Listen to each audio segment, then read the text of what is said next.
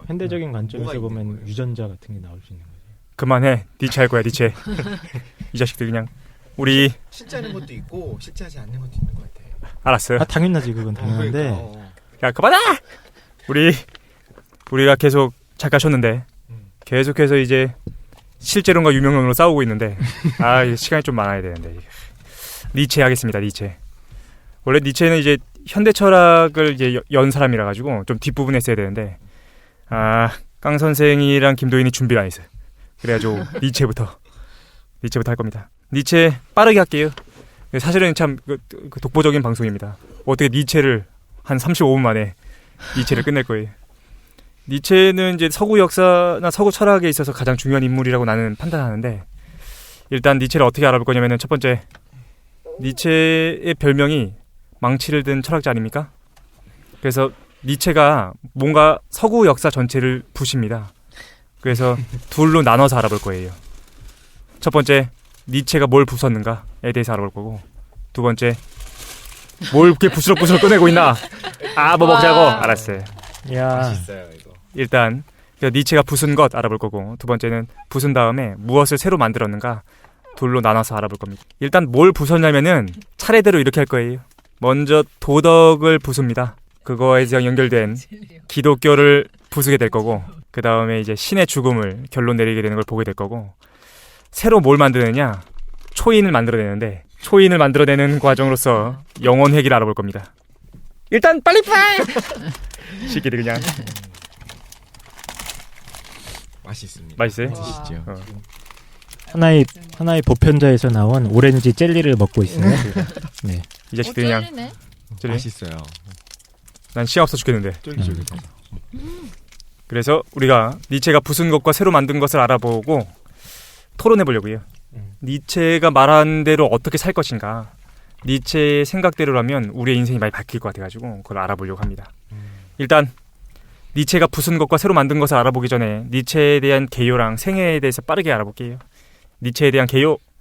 프리드리히 빌헬름 니체 1844년에서부터 1900년까지 살았는데 독일 철학자로서 별명은 망치를 든 철학자입니다. 종교, 도덕, 철학, 과학, 당대 문화 등 서구 사회 전반을 전복했어요. 전복을 시도했다라고 나오는데 난 전복한 것 같아. 그리고 이제 반기독교인입니다. 그래서 나중에는 이제 극단적으로 무슨 얘기까지 하냐면은 정신질환을 나중에 겪게 되거든요. 그 직전에 이런 얘기도 해요. 나는 새로운 구세주가 될 것이다. 그리스도의 소나기에서 인류와 역사를 구해줄 구세주가 될 것이다. 이런 얘기도 하는데 우리 저번에 얘기했던 것처럼 자기가 메시아라고 얘기하는 그 2만 명 중에 하나라고 볼 수도 있는데 되게 타당한 얘기를 해요. 왜 이런 얘기를 했는가를 알 수 있는데 약간 리차드 도킨슨이랑 비슷한 거 아닌가요? 그것보다 좀 더 심오해. 리차드 도킨슨도 말하자면 그 종교라고 하는 것이 쓸데없이 세상을 힘들게 한다. 이런 주장한 것처럼. 그런데 이제 구원하려고 그래요. 서구가 잘못된 질병에 걸려 있는 거를 낫게 하고 구원하려고 하고 나중에 이걸 히틀러가 이용하지. 어쨌든 특유의 문체랑 경구를 사용해가지고 살아생전에는 비판을 굉장히 많이 받습니다. 어쨌든 대표적인 저서로는 초기의 비극의 탄생이라는 어마어마한 저서가 있고 나중에 많이 써요. 인간적인 너무나 인간적인 그 다음에 즐거운 지식 그 다음에 거작 뭐죠? 짜라투스트라는 이렇게 말했다 도 있고 나중에 정신질병이 걸리기 전에는 이제 기독교를 비판하는 내용들을 씁니다. 그래서 우상의 황혼, 안티크리스트, 도덕의 계보, 이 사람을 보라. 이 사람을 보라가 그 빌라도가 예수 그리스도를 보자마자 한 얘기 아니야? 아니. 어쨌든 니체의 영향력 현대를 열었습니다. 그죠? 오픈 포스트 모던 마르크스 그다음에 프로이트랑 함께 현대를 연 인물로 평가되고 있고 실존주의랑 포스트 모더니즘에 직접적인 영향을 미치는 인물이 됩니다. 생애 1844년에 태어났어. 엄격한 루터교 목사였던 아버지가 5살 때 사망하는데 루터교가 그렇게 엄격해요? 그렇게 얘기를 하더라고요. 근데 그게 어렸을 때 니체가 성장하고 나서부터 겪게 될 그런 성격을 좌우하게 됩니다. 집에는 이제 아버지가 돌아가셨으니까 할머니, 어머니, 고모 둘, 여동생인 엘리자베트, 그러니까 여자밖에 없었던 거야. 그러니까 그 집안이 상상이 돼요. 어떤 집안이었을 거냐면은 루터교 집안인데 여성들이 계속해서 이제 절제나 순종, 이타주의, 그러니까 기독교적 정신을 엄격하게 교육했던 그런 환경에서 자라게 됩니다. 어렸을 때부터 몸이 쇠약했는데 뭐 그럴 수밖에 없었을 것 같아. 20살에 본 대학교에 진학해서 신학과 문학, 그리스 문헌학을 배웠고 22살 때 매독 치료를 받습니다. 요게 논쟁이 돼요. 나중에 정신질환의 원인이 매독에 있었지 않느냐. 그렇죠. 매독이 나중에 뇌로 이제 올라가게 되면 진짜요, 그렇게 그거? 되거든요. 네. 난 소문인 줄 알았는데. 진짜 그렇습니다. 아, 그런 매독들이 있어요. 네. 몸이 계속 안 좋아요. 평생 안 좋고 그랬었는데. 놀라워. 24살 때 바질대학교 문헌학 교수가 됐는데 당시 학위가 없었어요. 24살의 교수. 근데 학위도 학위가 왜 없었냐면은 이 완전 능력자지. 바질대학교에서 니체의 문헌학에 대한 능력을 보고서 교수로 채용하는 거예요. 그다음에 그 졸업 시험 없이 그냥 바로 졸업시켜줬대. 뭘 보고? 그 저서가 있었어요? 고전에 대한 압도적인 고문헌 덕후라고 보면 됩니다. 그러니까, 니체의 맞아요. 초기 인생은 완전 책벌레에다가 고문헌들을 거의 다 꿰고 있는 거야. 그랬던 것 같아. 완전 똑똑했대. 왜냐면은 집에 가봤자 맨날 여자들한테 구박받고 그러니까 막 어렸을 때는 자기한테 여자 옷을 입혔다고 막 얘가 막 징징 울고 진짜? 약간 찌질한 캐릭터야. 맞아. 정확합니다. 약간 찌질한 캐릭터고 근데 이제 고문헌이나 이런 것 쪽에서는 거의 뭐 독보적이었어요. 독보적. 그리고 한 2년 후에 이제 교수가 된 다음에 포병연대 의무병으로 군복무 하는데 말 타다가 이제 가슴에 부상을 입는데 그 이후로 평생 몸이 안 좋다고 하는데 이것 때문에 안 좋았을까? 매독이었을 것 같다는 생각합니다. 35살 때는 이제 건강이 너무 안 좋아져가지고 교수직을 사임한 다음에 유럽을 떠돌면서 요양과 지피를 병행하게 됩니다. 이제 세종대왕이 떠오릅니다. 뭐? 진짜로. 그러네. 세종대왕인데 이제 왕이 못 된 거야 얘는. 그러니까 책벌레인데 그것 때문에 건강이 안 좋았을 수도 있는 거잖아요. 어떻게 보면. 왕이 못 된 대신에 이제 그리스도가 되고 싶었던 거죠. 자기 머릿속에서. 그러니까 45살이 되면 이제 정신 발작이 시작됩니다. 되게 유명한 게 있어요.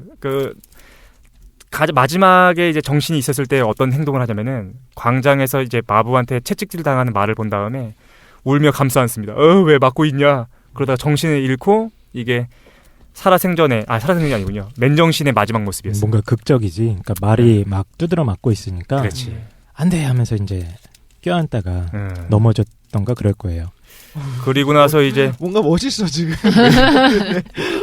나중에 이제 10년 동안 어머니랑 여동생의 보살핌을 받는데 평가 중에는 정신병인 척했다라는 평가도 있는데 진짜인 것 같아. 왜 진짜 정신병인 것 같은 게 정신분열증도 있고 식분증이 있었대요. 식분증이 뭐냐면은 자기 똥 먹는 거. 분을 먹는 거죠. 그러니까 야 이거를 연기했으면은 이 놀라운 사람이죠. 그 다음에 이제 10년 동안 끙끙 앓다가 이거 상징적이야. 1900년에 죽습니다. 20세기를 열면서 죽는데 이 사람의 그 어떤 인생이나 학문적인 성과가 근대를 무너뜨리고 현대를 열었으니까 니체는 근데 살아생전에 제대로 된 평가를 못 받았어요. 아무도 이 사람의 책을 읽어주지 않았어. 그래가지고 나중에 자기 책에도 쓰지만 내가 너무 일찍 왔다라고 얘기하는데 진짜로 그랬죠. 장난 아니네. 너무 저 근데 이런 얘기를 들을 때마다 궁금한 건데 예를 들면 과학의 시대에서 누군가가 누군가를 무너뜨렸다는 거는 정말로 맞는 말이거든요. 맞아요. 왜냐하면 반증이 나오고 이건 틀린 거야 이제는. 그 다음부터 이제 새로운 세상이 열린 건데 철학의 세계도 그래요. 이 전까지가 의미가 없는 게 돼버리고 이 사람부터 정말 정말 무너뜨리는 거야? 아니면 그걸 추종하는 사람들이 이 사람부터 시대가 바뀌었다라고 얘기하는 거예요? 보편적인 진리는 아니잖아요, 철학은. 한마디로 정의를 하면 그냥 개싸움입니다. 개싸움장. 근데 나는 난장판이죠. 그렇게 생각 안 하고 그 당시에 살던 사람들은 자기 시대의 한계를 보지 못하는데 선구자가 나타나서 이 시대의 한계가 이거여서 네가 이렇게 생각하고 있었어를 규정해주고 다른 시대를 열어주는 것 같아. 근데 또 그 당대에는 개 욕만 먹다가. 그러니까. 근데 그 후대에 추종자들이 생겼다가 조금 있으면 또 반대파들이 득세를 하고 그치. 계속 이런 뭐 역학관계가 왔다 갔다 하는 것 같아요. 그리고 철학에도 분명히 유행이라는 게 있어요. 그때 당시에 유행하는 풍조라든가 그게 사회적인 이 영향이나 이런 거랑도 굉장히 밀접한 관계가 있습니다. 그러면 유행을 만들어낸 거지. 이 사람이, 그러니까 니체가 뭔가를 주장했을 때 새로운 유행이 만들어지는 거고, 새로운 생각을 해서 패러다임을 바꾼 거지. 그게 진리고 이전 거가 이제 비진리가 되는 건 아니잖아요. 근데 과학의 경우는 좀 진리는 아니지만 진리가 가깝거든요. 예를 들면 아리스토텔레스의 우주관은 무너졌고, 뉴턴의 우주관이 생겼고, 이제 뉴턴의 우주관은 무너지고, 다른 우주관이 생기는 건데. 근데 이제 철학도 그래요. 아직 시작도 안 했는데 벌써 논쟁이 될 것 같은데. 근데 독실이가 갖고 있는 거는 과학사에 있어서 이제 정상적인 절대적인 과학 그러니까 과학이 진보한다라는 사고방식을 바탕으로 한 과학인 그쵸, 거고 네. 토마스 쿤이나 나중에 패러다임 이동에서 뭐에 대한 얘기를 하냐면은 논박 불가능성에 대한 얘기를 하면서 뉴턴 과학이 정말로 무너지고 정확하게 아인슈타인이 새로운 물리학, 진리로서의 물리학을 찾았는가? 그렇지 않다. 논박 불가능한 거다. 상호에 대한 걸 서술하게 되거든요. 나중에 그거는 이제 과학사 할 때 예. 실제로 그랬는가에 대한 거는 우리가 얘기해 볼 필요 있는데 그것도 하나의 관점이다라는 거지. 그래요. 예. 독실이가 표정이 안 좋은데. 네. 일단 아니, 얘가 그게 보어에서 또 부정되거든요. 아 진짜? 닐스 보어는 네, 아무튼 넘어가겠습니다. 오케이 알겠습니다. 네. 그래서 일단 무슨 얘기했는지 얘기도 안 했어. 니체가 무슨 얘기했느냐? 니체가 부습니다. 빠르게 했게 그냥 아주 후려쳐가지고 니체 후려치기. 첫 번째 도덕부터 비판해요. 도덕. 니네가 알고 있던 도덕은 도덕도 아니다. 해가지고 일단 언어를 구분할 필요가 있습니다. 니체가 두 가지 언어를 구분해요. 첫 번째 좋음과 나쁨 그리고 선과 악 이 두 가지를 구분합니다. 일반적으로 우리는 좋음이라는 것과 선이라는 걸 동일하게 보고 나쁨이라는 것과 악을 동일하게 보는데 그거 구분해야 된다는 거야. 좋음과 나쁨은 쉽게 얘기해서 이거죠. 루이비통 좋은 거야. 근데 동대문 농장 가가지고 내가 7,500원에 가방 샀다. 이건 나쁜 거지. 그러니까 좋음과 나쁨은 질적인 걸 얘기한 거예요. 역시 최 사장 성격, 그러니까 최 사장은 명쾌하네. 그렇습니다. 후려치기. 좋은 거 나쁜 게 돈이야. 그러니까. 오케이. 근데 루이비통이 선한 거냐? 아니지. 7,500원짜리 가방이 악한 거냐? 이렇게 얘기할 수 없다는 거죠. 그러니까 좋음과 나쁨, 선과 악이라는 언어는 일단 구분할 수 있어야 돼. 이해 가시나요? 당연한 것 같아요. 그러니까 당연하죠. 예, 좋은가 나쁨은 이제 개인적으로, 그렇지. 개별적으로 나한테 좋은 것. 선악은 뭔가 형이상학적이야. 뭔가 악한 존재를 그리고 규정해야 되고. 사회적인 규범 차원에서 논의되는 도덕을 선과 악이라고 합니다. 니체를 이해하려면 일단 이거 구분을 할 줄 알고 니체가 이제 도덕의 계보를 파갑니다. 그럼 도덕이란 용어가 어디서부터 하는가? 막 겁내 파. 그래서 그리스, 로마 시대까지 가요. 고대 그리스까지 가는 거죠. 그랬더니 고대 그리스 사람들은 선악이라는 개념을 나누기보다는 도덕을 좋음과 나쁨으로 구분했어요. 좋은 도덕이 있고 약간 나쁜 도덕이 있다 하는 거죠. 근데 좋은 도덕은 어디서 기인하냐면은 주인의 도덕이야. 주인들은 좋은 도덕을 갖고 있어요. 반면에 나쁜 도덕은 누구냐? 노예들이 갖고 있는 도덕이다라는 거죠. 주인이 갖고 있는 도덕은 이런 겁니다. 진취성, 건강함, 도전, 아니면은 이제 뭐가 있어요? 뭐 미래에 대한 확신, 보증, 창조력, 막 진취적인 그런 것들은 주인이 갖고 있는 거고 주인의 덕이고 주인의 도덕이라는 거죠. 그러니까 좋은 도덕이야. 근데 노예들은 못 그래요. 노예들은 뭘 갖고 있냐면은 어떤 겸손, 절제, 인내, 질서에 순응하고 양보해야 되고 연약하고 소심하고 이게 노예가 갖고 있어야 되는 규율, 덕성이라는 거야. 그게 나쁜 도덕이다라는 거죠. 왜 나쁘다고 얘기한 거예요? 그러니까 그 그리스 시대에는 좋지 않은 거예요. 나빠 보인다는 거죠. 7,500원짜리 가방처럼 보인다는 거예요. 노예들은. 그러니까 나빠 보이는 도덕이다라는 거죠. 그래서 과거 그리스인들은 좋은 사람과 나쁜 사람, 그러니까 약간 루이비통인 사람하고 7,500원짜리 가방인 사람하고 그 사람을 질적으로 나눴다라는 거죠. 근데 여기에서는 폭력이나 뭐 그런 게 발생하지 않아. 그냥 그렇다는 거죠. 언젠가 노예가 질적으로 진취적이거나 그렇게 바뀌면 좋은 사람이 되는 거야. 그러니까 조금 더 얘기하겠습니다. 그러니까 주인에게 좋음이라는 것은 자기 자신한테 좋은 것, 그리고 자신에게 활력을 주고 자신을 고양시키는 것이고, 강자한테 나쁜 것이란 나약하고 소심하고 순정적인 것이었어요. 그런데 약자의 도덕이라는 것은 강자의 도덕과 정반대입니다. 강자는 자기 자신을 기준으로 좋음을 상정하지만 약자는 먼저 악부터 생각한다는 거죠. 약자한테 악이라는 것은 자신을 지배하는 주인이었어요. 약자는 자신을 억압하는 강자를 우선적으로 악, 니네 악이야! 라고 상정한 다음에 그와 반대되는 특성을 지닌 자기 자신, 약자들이 선이다 라고 얘기하기 시작하는 거죠. 그러니까 노예들이 보기에는 주인이 다 악해 보이는 거야. 걔가 갖고 있는 진취성, 건강함, 도전 이게 다 잘난 척하는 것처럼 보이고 다 마음에 안 들었다라는 거죠. 그러니까 노예들은 무슨 도덕을 갖게 되느냐? 원한에 대한 도덕을 갖게 된다라는 거죠. 니체는 이러한 도덕 감정을 부자연스러운 것이라고 평가하게 됩니다. 좀 더 얘기하면 주인한테 복수하지 못하는 무력감, 이것이 노예한테 와서는 자기 힘이 없으니까 주인한테 복수 못하는 거야. 이걸 자기 스스로 뭐라고 해석하느냐? 자발적인 용서다. 내가 용서한 거다. 라는 도덕을 갖게 된다는 거죠. 아, 정신승리? 정신승리! 결론. 도덕 결론 내기. 주인의 도덕은 자기 자신에 대한 긍정에서 출발하지만 노예의 도덕은 타인에 대한 원한에서 비롯된다라는 게 니체의 생각이었어요. 그렇다면 구체적으로 노예의 도덕은 무엇인가? 구체적으로 그건 기독교의 도덕이다라는 거죠. 왜냐하면 유대인들이 노예였잖아. 그리스인들, 로마인들이 주인이었고 그것으로 인해서 서구 유럽 문화 전체가 타락했다라고 니체가 진단하게 됩니다. 이해할 수 있겠죠. 지금 바로 그 부분에 논리의 그 도약이 있는 거 아닌가요? 어떤 거 있어? 근데 지금 얘기는 무슨 얘기를 들어도 독실이는 다 불편할 거야. 그러니까 이제부터 좀 참아봐. 아니 뭐 그게 그 부분에서 지금 논리의 도약이 있었던 것 같은 느낌이 드는데. 왜냐면 그 이제 4세기가 돼가지고 제 누굽니까? 아우구스티누스 말고 저기 누구야? 국교화한 사람 누구지? 황제 유스티니아누스였나? 아니 저기 누구죠? 콘스탄티누스. 콘스탄티누스가 공인한 이후에 유럽 사회에서 그리스도교가 인정받기 시작하잖아요. 그리고 나서 이제 그리스도의 승리의 역사 아니야. 그러니까 그리스도교의 문화가 서양을 지배하게 되는데 그리고 과거 그리스나 로마의 문화는 찌그러지는 거지. 그런데 과거 그리스 로마에서의 도덕성은 어떤 거였냐면은 조음과 진취성, 건강함에 대한 도덕이었다면 기독교의 도덕이라는 건 왜곡되어 있는 노예들의 도덕이었다는 거죠. 겸손함, 순수함, 순종, 용서, 그러니까 자비 뭐 이런 거 억압시킨다는 거잖아요. 그렇지. 네. 근데 그것이 자기들은 선하다라고 가치를 전도시키지만 실제로는 원한의 도덕이다라는 거야. 원한이 있기 때문에 그런 것이 발생했다라는 게 니체의 판단이었던 거예요. 그러니까 서양 문화권 자체가 어떻게 바뀌었냐면은 타락했다라는 거지. 자신의 건강함이나 자신의 주체성을 말하지 못하고 자랑하면 안 되고, 그렇지. 순종하고 절제해야 되고 찌질해졌다라는 거야. 돈 많이 벌어도 안 되고. 그러니까 니체가 누굴 봤을 거냐면은 가족 집을 봤겠지.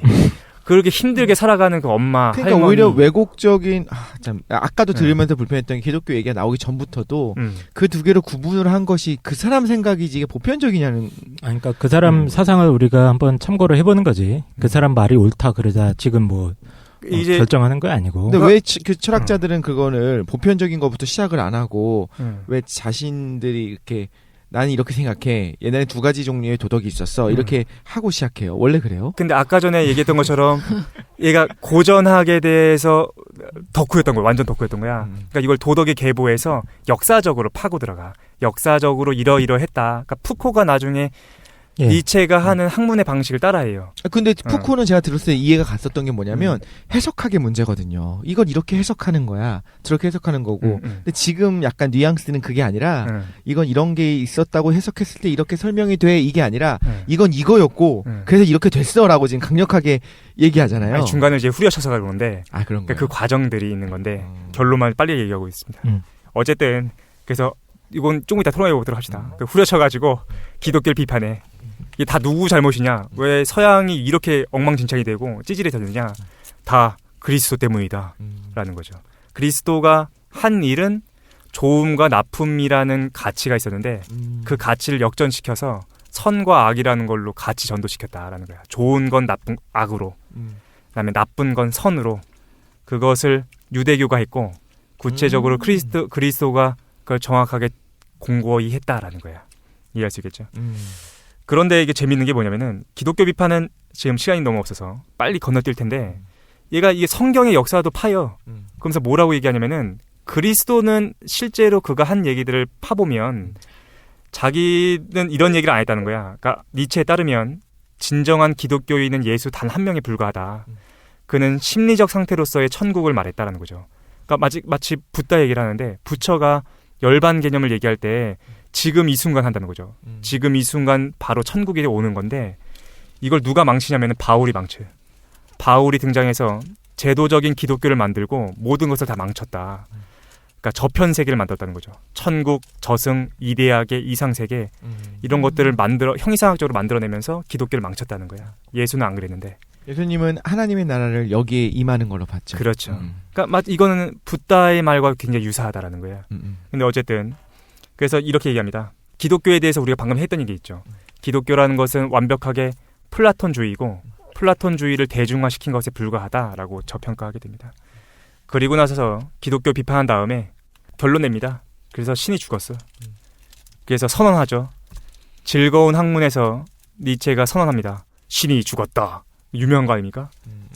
근데 이거의 의미가 여러 가지로 해석되긴 해.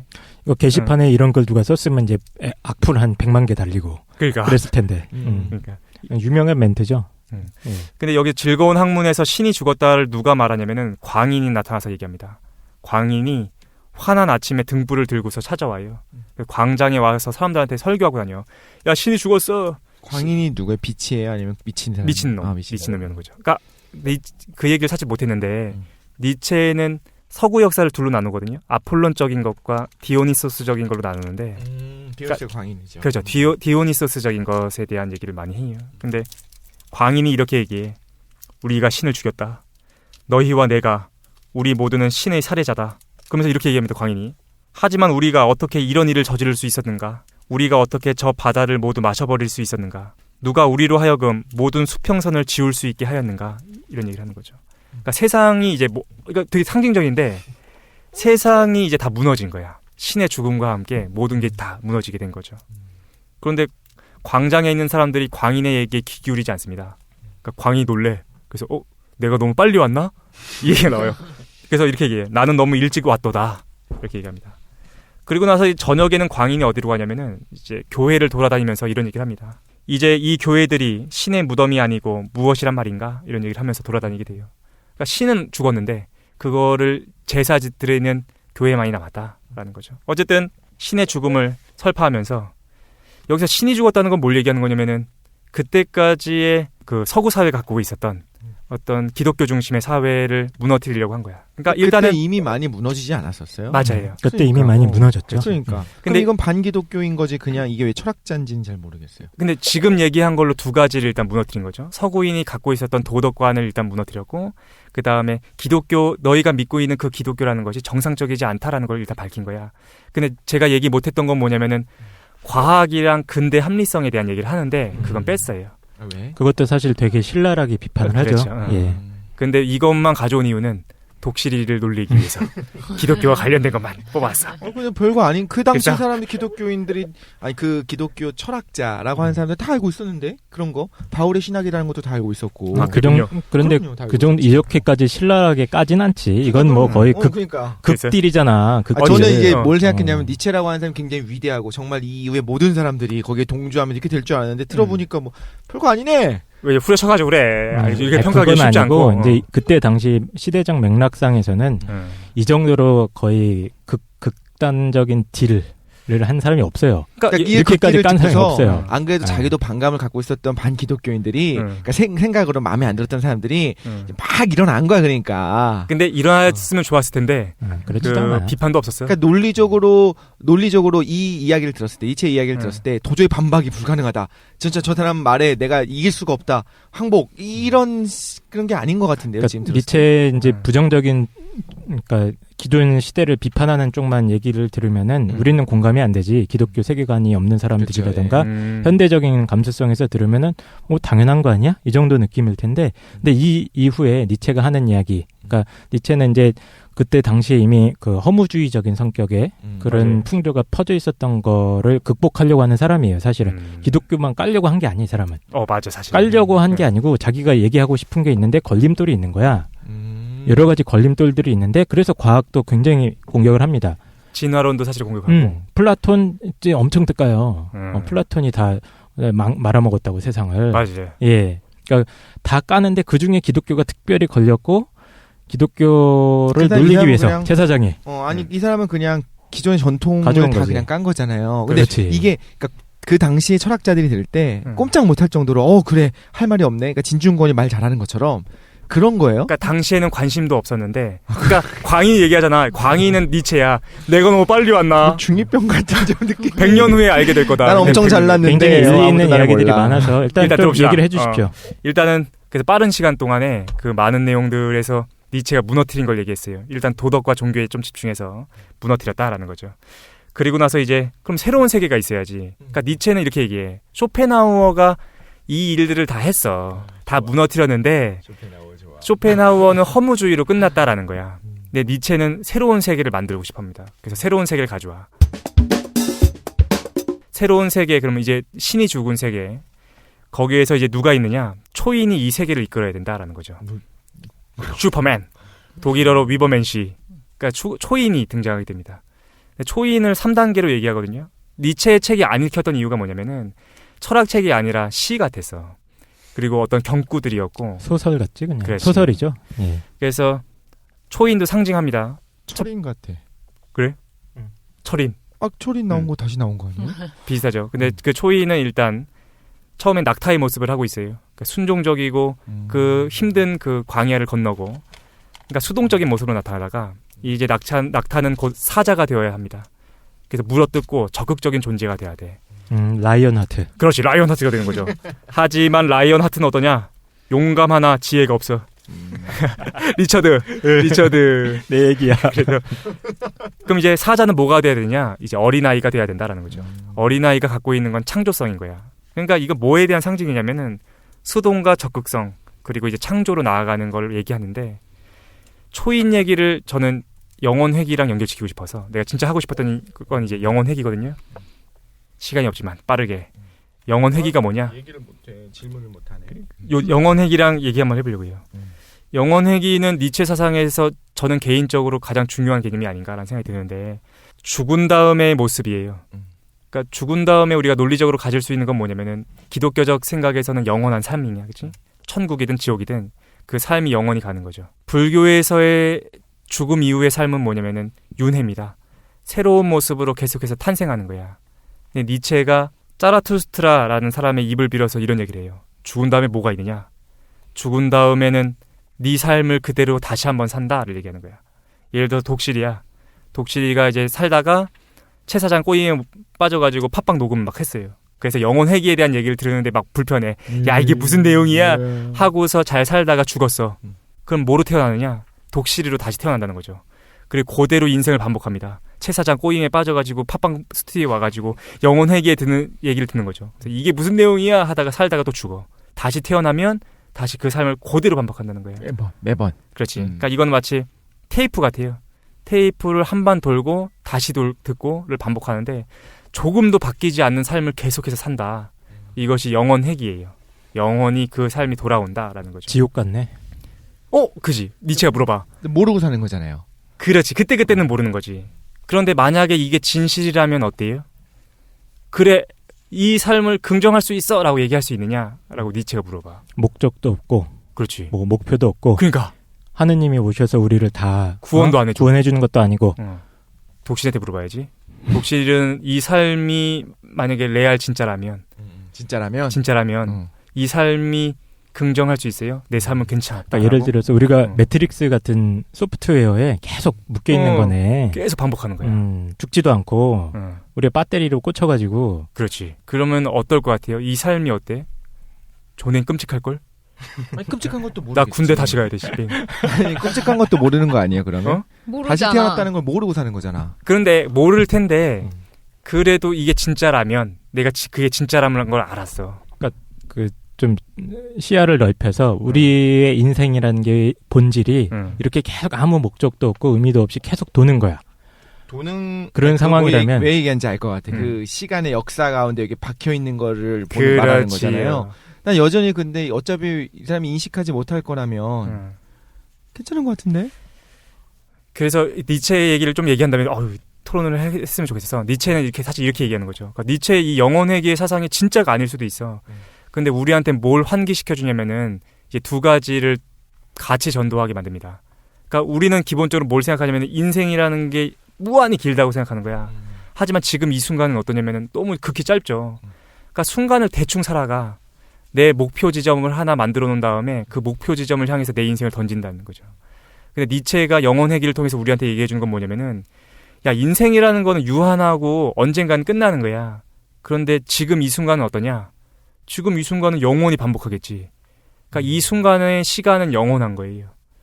그러니까 인생은 유한하지만 이 순간은 무한히 영원하다. 그러면 난 어떻게 해야 되냐면은 내 목표를 상정하고 살아가는 것이 아니라 지금 이 순간을 행복하게 살아야 된다라는 거예요. 그게 문제인 것 같아요. 우리가 지금 이 삶을 계속 반복한다면 끔찍하겠냐라고 물어볼 때 보통은 지금 내가 고생하는 것이 반복되니까 끔찍하다고 생각하는 게 아니라 그냥 순간이 그대로 반복된다는 게 끔찍한 거야. 그럼 내가 그치. 지금 뭔가 처음 먹어봤는데 너무 맛있어. 맛있는 걸 먹어서 행복해. 근데 그게 영원토록 또 먹고 또 먹고 또 먹는다면 이제 지루하게 느껴지고 끔찍하게 느껴지는 거거든요. 그래? 아니지. 왜? 왜냐면은 니체 영혼회귀가 진짜라고 한다면 난 어떻게 살아야 되냐면은 나머지 내 인생을 매 순간 행복할 수 있게끔 내 삶을 긍정하면서 살아가야 되는 거야. 근데 그 행복한 게 무한이라고 생각하면 똑같이 무섭게 느껴지지 않아요? 그래도 다르겠죠, 질적으로. 내가 엎드려 뻗쳐 한 다음에 평생을 살아가는 것보다는 맛있는 거 먹고 즐기고 이 순간의 자연 환경을 보고 그렇게 살아가야 된다는 거야. 근데 이걸 깨달은 자가 누구냐? 니체는 이걸 연결시키지 않는데 나는 이걸 깨달은 자가 드디어 초인이 되는 것 같아. 그리고 그 사람이 정말로 노예의 도덕, 원한의 도덕과 퇴폐적인 문화를 벗어나서 진짜로 자신의 인생을 창조하며 살아갈 수 있는 존재가 되는 거 아닌가. 퇴폐적으로 살면 왜 안 돼요, 그러면? 정말 육체적 쾌락을 위해서 살다 죽었어. 그럼 계속 그 다음 생애에서도 계속 육체적 쾌락을 추구할 거야. 여기서 퇴폐는 그거죠. 순종적인 삶. 질서에 순응하고 소심하고 지금 얘기한 거대로 사는 거는 왜 안 좋아요, 그러면? 좋아해요. 니체야면? 퇴폐적에서, 그러니까 여기서 말한 그 퇴폐가 만약에 우리 성적인 거다, 그러면 뭐 괜찮을 것 같고. 매번 계속 반복될 거 아니야. 좋네. 갑시다, 클럽으로. 우리 집 앞에 킹 클럽 있는데. 과연 클럽에 가면 우리가 퇴폐적이 될 수 있을까?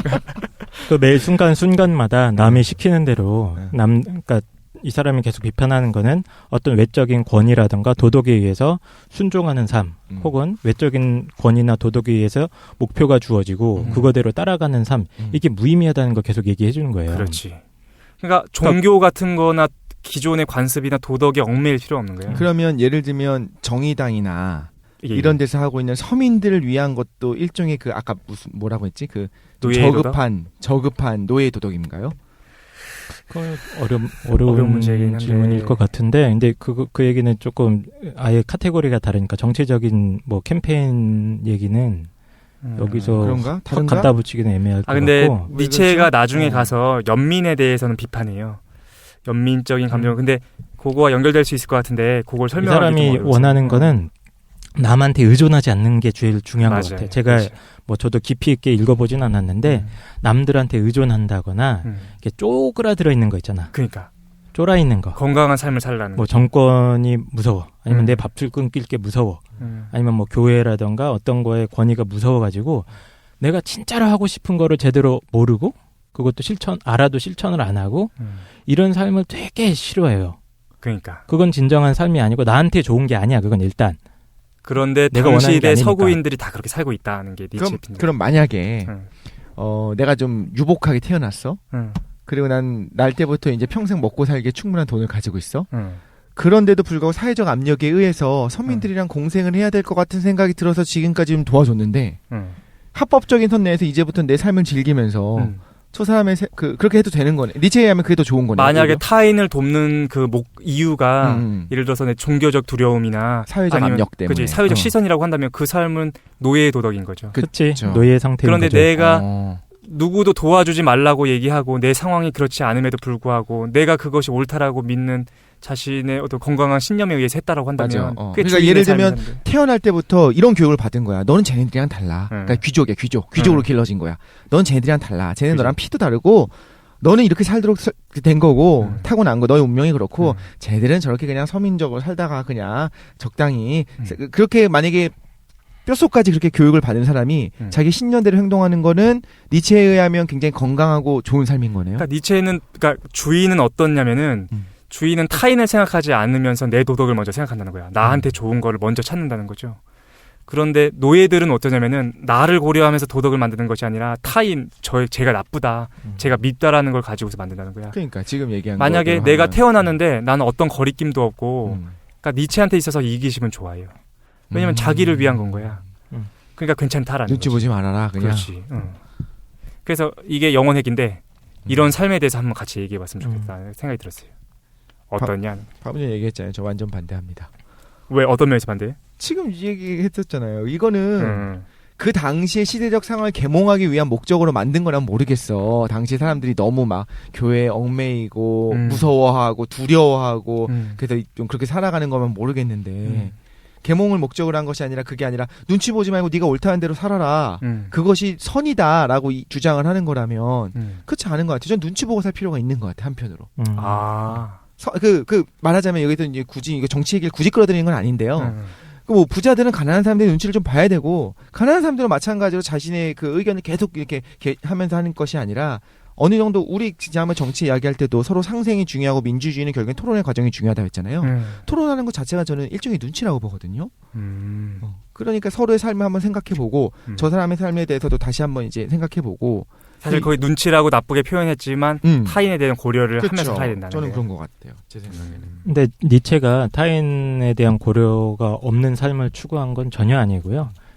예, 그러니까 도덕적인 규칙을 고려를 할 때도 그거는 자기 자신의 주체적인 판단과 의지에 의해서 결정된 거여야 된다는 말이에요. 그렇지, 맞아요. 그러니까 남을 쌩까라 이 미친놈이 그러면 그러니까 그게 일종의 아니야. 사이코패스로 태어났어. 그래서 그걸 기본적으로 도덕 그게 없는 사람이면은 그 사람은 잘못되지 않았네요. 니체에 의하면 행복하게 사는 거네. 아, 그 사람 같은 경우는 네네 그런 경우 좀 특수한 경우지만. 근데 우리가 개별자를 보는 것보다는 전반적인 걸 봐야 될 것 같아요. 그러니까 교회가 있어서 왜 그렇게 상황을 이렇게 바꿔버리면 교회 어떤 종교가 있어서 그렇다면 누가 이득을 보느냐 하는 거지. 그럼 사실은 주인이 이득을 볼걸? 왜냐면은 주인들은 자기들의 정말 주인처럼 행동하면서 노예들이 반대하고 프롤레타리아들이나 노동자들이 착취당하고 있는 거에 정당화하는 거야. 너는 괜찮다. 어차피 지금 현실이 힘들어도 언젠가는 하늘나라에서 너희는 다시 회복받을 거니까. 근데 실제로 그거는 누구한테 도움되는 거냐면 주인한테만 도움된다는 거야. 그러니까 어떻게 보면은 개별적인 걸로 보지 말고 사회 전체적으로 본다고 한다면은 니체의 생각이 사회를 더 건강하게 만들 수도 있을 것 같아요. 니체의 초인의 덕목 중에 여러 가지가 하나가 있는데 자기를 극복하는 것도 있어요. 그게 핵심이야. 예, 자기를 계속 극복해 나가야 돼요. 자기가 정체에 되어 있고, 자기 어디에 자꾸 머물러 있고 나거나, 아니면 자기 자신만의 관점에 이렇게 너무 이익이라든가 이런 게 매몰돼 있고 그러면 초인이 아니야. 그렇지. 그것조차도 극복해 나가는 사람, 그게 진짜 초인이에요. 자기 한계까지도 넘어설 수 있는 사람. 맞아요. 그래서 이 사람이 마지막쯤에 가면 이제 이웃에 대한 사랑, 이거 당연히 얘기합니다. 얘기하네? 자기를 넘어가야 되니까. 넘어서고 궁극적인 인류애까지도 다 얘기를 하는 거지. 그것까지 도달한 사람이 진정한 초인이고, 그게 예수님이라는 거지. 이 사람 논리는. 자기의 부족함을 극복하기 위한 것들이 자기가 원해서 하는 게 아니라면 문제가 되는 거 아닌가요? 문제는? 그렇지. 내가 원해서 하는 것이 아니라 내가 정말 내가 극복해갖고 내가 초인이 되고 싶어서 하는 게 아니라 지금 니체의 말을 듣고서 그렇구나 이렇게 해야 되는구나라고 내가 니체의 말을 따르기 시작하면 그것도 니체에 의하면 불판이 되는 거잖아요. 그렇죠. 네. 근데 이제 맞는 얘기긴 한데 그러니까 그래서 단계를 얘기를 하는 것 같아. 니체는 그러니까 바로 한 방에 가는 건 아니고 노예 상태에서부터 천천히 이제 자기를 억누르고 있는 것들을 극복해 나가고 자기 자신의 어떤 내면적인 이기심이라든가 어떤 생물학적인 본능들도 극복해 나가면서 초인이라는 거는 좀 되게 이상적인 것 같아요. 누구나 도달할 수 있는 건 절대로 아니고 정말 예수님, 뭐 공자님, 뭐 부처님 이런 분들 급이야. 초인은. 예. 근데 그것의 덕목을 이제 니체가 계속 강조하는 건 어떤 능동적인 거. 네가 네 스스로 해라. 왜 자꾸 남한테 의존하려고 그러고 누구 따라가려고 그러고 그러냐. 안 그래도 돼. 넌 지금 행복한 거고 넌 지금 가치 있는 존재고 그걸 네가 깨닫고 일어서면 돼. 이런 메시지를 계속 던져주고 어쨌든 원전을 읽어보면 되게 매력적이에요. 그래서. 여기서는 지금 그러니까 계속 무슨 생각이 드냐면 계속 이렇게 얘기하시는 걸 들으면서 당시 시대적 상황을 계몽하기 위해서 했다라고 하면 전 이해가 간다는 거예요. 그러니까 니체가 목적을 갖고 있는 게 아니라 니체가 진짜로 보기에 그러니까 비판을 위해서 비판하는 게 아니라 니체가 보기에 서구 사회가 정말로 썩었다고 생각합니다. 그때 그랬었다면 그러니까 그게 계몽의 목적이면 이해가 가는데 그럼 세상이 바뀌어가지고 모두가 자기가 원하는 대로만 사는 세상이 됐어. 아무도 눈치 보지 않고. 고대 그리스 사회. 니체가 꿈꾸던 사회. 그게 그럼 바람직하냐. 라고 얘기하면 모르겠으니까 그때 시대적 상황과 혹시 지금의 시대적 상황에서는 우리가 여전히 노예 근성이 있어. 그렇기 때문에 주체적으로 네가 하고 싶은 대로 하고 이렇게 해라고 하는 건 이해가 가는데 지금 그 세상이 물어보는 거는 보편적인 진리로서 이것이 보편적으로 이게 맞는 얘기일까라는 걸 물어봤잖아요. 저는 뭐 의미는 있을 것 같아요. 어느 사회든지 지금 이제 자본주의라든가 국가 권력에 의해서 우리가 억압받고 있는 거고, 예, 자본가의 힘이나 그러니까 개인의 어떤 주체성이나 자발성을 억압하는 요소들은 뭐 꼭 기독교가 중요한 게 아니야. 언제든지 있는 거야, 그건. 그런데 형태가 달라지는 것뿐이지. 도덕이 바뀐 건강한 사회에 대해서 우리가 한번 생각해 보면, 그러니까 여러 가지가 있겠지만 이런 걸 생각해 볼 수 있을 것 같아요. 그러니까 니체가 무슨 얘기하냐면은 도덕 감정이 바뀌면 도덕관이 바뀌면 뭐도 바뀌냐면은 적에 대한 개념도 바뀐다는 거야. 건강한 사회, 주인의 도덕이 있는 사회에서는 주인들은 적을 존경한대. 왜냐면은 나는 되게 건강하고 진취적인데도 불구하고 그런데도 불구하고 적이라는 것은 나랑 대등한 힘을 갖고 있기 때문에 존경할 만한 대상이다라는 거죠. 그런데 선과 악의 구조가 되기 시작하면은 어떤 문제가 생기냐면은 쟤는 악이니까 없애야 된다는 거예요. 유대인이 지금 팔레스타인을 공격하고 있는 거나 그건 존경의 대상이 아니라 그건 어떤 악의 개념으로 두기 때문이지. 그러니까 도덕관이 바뀔 필요가 있다라고 생각하는 것 같아요. 좀 근데 이런 생각이 들어요. 그러니까 이거의 보편성을 이렇게 뽑아내서 생각을 해보면 예를 들면 기독교에서 시작은 누구였냐면 일종의 서민들이었어요. 일종의 서민들한테 너네 참고 견뎌라. 너희들의 세상이 올 거다. 이렇게 얘기했기 때문에 문제가 생긴 거라면 그건 반대로 어떤 뭐 종교가 있는데 그 종교가 그 당시에 지배 계층에게 이렇게 말을 했어. 너네 그렇게 살면 안 돼. 너네 그렇게 살지 말고 서민들을 위해서 살아야 되고 너네 이렇게 살아야 되는 이런 어떤 메시지가 있었다고 생각해봐요. 그럼 그것도 그런 메시지를 전파해갖고 그걸 듣고서 사람들이 아 그렇구나 난 이렇게 살아야겠구나 이게 도덕이구나 생각해서 그대로 서민들을 위해서 살기 시작하고 자신의 기득권을 내려놓기 시작했어요.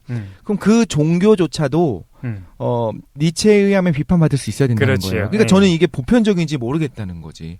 당시 19세기 말 20세기 초의 시대적 상황을 생각했을 때 의미가 있고 지금 한국에서의 의미가 있긴 한데 예를 들면 월가에 정말 탐욕스럽게 살아가는 사람들에게 니체의 얘기는 자신들이 살아가는 거에 대한 근거가 되는 거거든요. 이렇게 사는 거에 정당성을 부여하는 거거든요. 그러니까 독실의 얘기에 의하면 실질적으로는 도움이 안 된다는 거예요. 가난한 사람들을 위한 도움이 안 될 거다. 아니요, 저는 그러니까 이런 목적성이 있었다는 거지 니체는. 계몽을 위한 거였었지 정말 이게 보편적 진리로서 얘기한 게 아니지 않냐라는 거예요. 일단은 근데 뭐 이 얘기도 뭐 의미는 있는 것 같아. 뭔가 더 토론해야 되는데. 네, 니체를 이해하려면 그때 당시 시대적 배경 이해하는 게 중요한 건 맞고요. 그렇지. 근데 나가야 돼. 나가야 돼서. 오늘 두 개가 다 너무 시간이 모자라네요. 그러니까. 아깝네. 일단은 니체 얼렁뚱땅 이렇게 좀 마무리하고 한 마디씩 할 수 있다. 10초씩 한 마디씩 한 다음에 끝내도록 하겠습니다. 일단은 중세 철학이랑 니체에 대해서 했는데 저는 재밌었다. 재밌었다. 이 정도로 하겠습니다. 저도 간단하게 덧붙이면은 철학편 할 때마다 우리가 부담을 느끼는데 특히 저도 이제 철학 전공자고 하니까 주변에서 이런 반응들이 꽤 있어요. 그러니까 잘 모르는 사람들이 공개적인 장소에 나와서 철학 얘기를 한다거나 이러면 약간 나쁘게 보는 거야. 그러니까 비판적으로 보는 경우도 목소리들이 꽤 있고 특히 그래서 실제로 학계에서는 이제 대중 철학자들 뭐 강신주 선생님 이런 분들 되게 안 좋아해요. 이해하기 힘들어요. 그러니까 잘 알지도 못하면서 이렇게 떠드냐. 근데 저는 그거 잘 모르겠어요. 그러니까 철학이라는 거의 근본이 어떤 이런 삶의 근본적인 문제들에 대해서 서로 생각해보고 지금 독실이처럼 질문을 계속 하는데 이게 저는 되게 좋거든요. 그렇죠. 이게 진짜 철학하는 자세고 되게 자기가 모르는 거에 대해서 솔직하게 물어보고 이건 좀 아닌 것 같다고 얘기해보고 하지만 또 그 반대 측면에 대해서도 생각을 해보고 이런 것 자체가 되게 좋은 기회인 것 같고 그런 면에서 오늘 참 뜬구름 잡는 얘기들을 많이 했는데 예, 독자 여러분들도 여기서 멈추지 마시고 그 중세 철학 그것도 은근히 재밌습니다. 제대로 읽어보면. 원전들도 번역되어 있는 것들도 있고 그러니까 한번 참고해보시고 아벨라르두스 이런 분들은 되게 삶 자체가 재밌어요. 그 얘기 못했어요. 나중에 내시도 그러니까 궁형을 당하기도 하는데 내가 고자라니. 예, 그리고 니체야 워낙 유명하니까 근데 이분 책은 그냥 읽으면 술술 익힙니다. 소설 형태로 쭉 써여 있고 읽고 나면은 내가 그동안 좀 잘못 살았나? 이런 생각을 아주 잘 하게 해주는 그런 책이니까 많은 관심 좀 부탁드릴게요. 일단 저는 보편 논쟁이랑 니체에 대해서 우리가 한번 했기 때문에 이거에 대해서 또다시 할 기회가 없을 것 같아서 좀 아쉽고 그러니까. 그 정도로 해버렸기 때문에 이제 다음에 다시 못해. 갑자기 이제 오늘은 니체에 대해서 다시 한번 토론해봅시다 이런 일이 없을 것 같아요. 좀 아쉽고 제가 들으면서 불편했었던 건 뭐였냐면 보편 논쟁이랑 니체는 좀 비슷한 부분이 있는데 이건 여러 가지 생각 중에 하나인 거야. 니체는 이런 삶이 옳다고 생각한 거지. 그렇지. 근데 약간 들을 때 그렇게 느껴지지 않고 독단적인 걸 싫어하거든요. 그러니까 니체는 야 이런 식으로 해석할 수 있지 않냐. 우리가 이렇게 사는 것이 좋은 삶이 아닐까 생각해보자. 이게 아니라 너네 다 죽었어. 다 틀렸어. 내가 맞았어. 이렇게 얘기하면 되게 싫어요. 그거를. 그러니까 진리는 굉장히 극히 일부라고 생각을 하기 때문에 그 일부는 물론 저는 기독교 안에 있다 생각하고 과학 안에 어느 정도 있다 생각하지만 아무튼 좀 겸손하게 모르겠어요. 노예 도덕. 검소는 노예 도덕이니까. 이 노예 도덕에 빠져있는 인간. 네, 알겠습니다. 네, 그런 것 같은 느낌이 들어서. 근데 실제로는 겸손하게 말했나요? 아니요, 경고로 얘기해요. 선언이에요. 그래서 싫어하는 사람들이 많아. 철학과 안에서도. 너무 약판다, 쟤도. 근거를 대는 게 아니라 선언해버려요. 좀 사실 아우구스티누스랑 비슷한 거잖아요. 아우구스티누스는 선언해버렸잖아. 그렇긴 하지, 그지? 그럼 뭐가 다르냐. 생각도 들고 그러네요. 김도희는 어떠십니까? 저는 개인적으로 니체 같은 태도가 되게 좋아요. 왜냐면 철학을 공부할 때 늘 되게 많이 들었던 말이 너의 생각은 별로 중요하지 않고 기존의 철학가들이 무슨 얘기를 했는지를 얘기해야 된다고 하는데 실제 삶을 사는 건 내가 사는데 왜 내 생각을 말하지 못하게 하는지 그러니까 증거를 대라는 거예요. 그래서 항상 논문 쓸 때 그 규정되어 있는 형식이 뭐냐면 내 얘기를 하면 안 되고 기존의 사람들이 무슨 얘기를 했는지를 증거를 계속 대줘야 돼요. 근데 그 이전까지 철학자들은 그냥 자기 생각을 얘기했거든요. 맞아. 근데 이게 만약에 논리적으로 문제가 있으면 그냥 그때 당시에 논박을 하면 되잖아요.